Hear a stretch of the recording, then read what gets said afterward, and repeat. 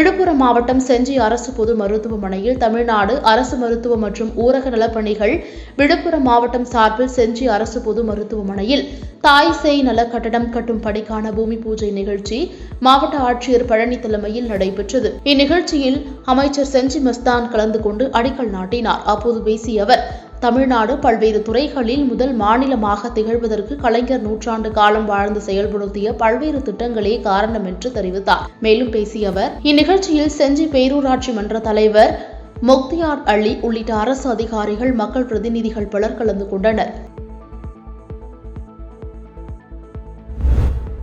கடலூரிலிருந்து சிதம்பரம் நோக்கி வந்த அரசு பேருந்தை ஆனந்தகுமார் என்பவர் ஓட்டியுள்ளார்.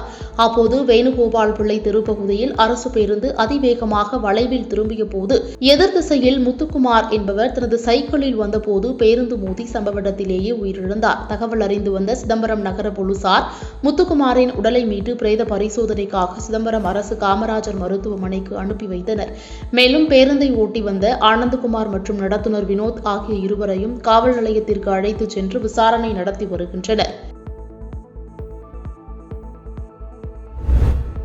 சேலத்தில் நவீன தமிழ்நாட்டின் சிற்பி கலைஞர் நூற்றாண்டு விழா நடைபெற்றது. இதில் நகராட்சி நிர்வாகத்துறை அமைச்சர் KN நேரு, பொதுப்பணித்துறை அமைச்சர் ஏவா வேலு, பத்திரப்பதிவுத்துறை அமைச்சர் மூர்த்தி, பிற்படுத்தப்பட்டோர் நலத்துறை அமைச்சர் ராஜகண்ணப்பன் ஆகியோர் கலந்து கொண்டனர். அப்போது முன்னாள் முதலமைச்சர் கருணாநிதி சாதனைகளை விளக்கும் புகைப்பட கண்காட்சியை அமைச்சர்கள் திறந்து வைத்தனர். நிகழ்ச்சியில் அமைச்சர் ஏவா வேலு பேசுகையில், 108 ஆம்புலன்ஸ் குறித்து அரசியல்வாதிகள் ஆங்காங்கே ஒவ்வொன்று பேசி வருகின்றனர். ஆனால் தமிழகத்தில் 108 ஆம்புலன்ஸை முன்னாள் முதல்வர் கருணாநிதிதான் உருவாக்கினார் என தெரிவித்துள்ளார்.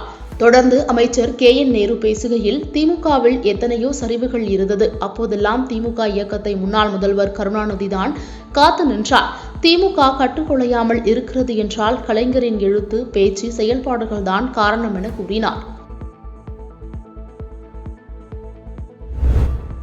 சேலம் பெரியார் பல்கலைக்கழகத்தில் கடந்த 10 ஆண்டு அதிமுக ஆட்சியில் பணி நியமனங்கள் முதல் பொருட்கள் கொள்முதல் செய்தது வரை ஏராளமான முறைகேடுகள், ஊழல்கள் நடந்ததாக குற்றச்சாட்டு எழுந்தது.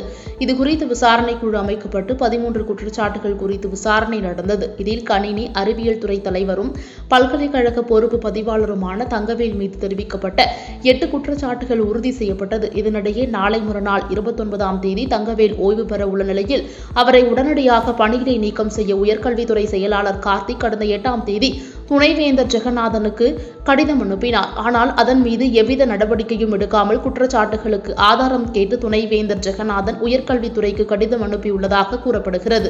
இந்நிலையில் தங்கவேலை உடனடியாக பணியிடை நீக்கம் செய்யாவிட்டால் துணைவேந்தரை கண்டித்து பல்வேறு கட்ட போராட்டத்தில் ஈடுபடுவோம் என்று பெரியார் பல்கலைக்கழக ஆசிரியர் சங்கம், தொழிலாளர்கள் சங்கம் சார்பில் தெரிவிக்கப்பட்டுள்ளது.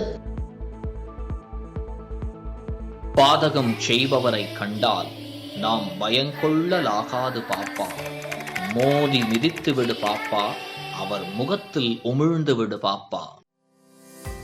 அண்மை செய்திகளை உடனுக்குடன் தெரிந்து கொள்ள இணைந்திருங்கள் இயம்நாடு தொலைக்காட்சியுடன்.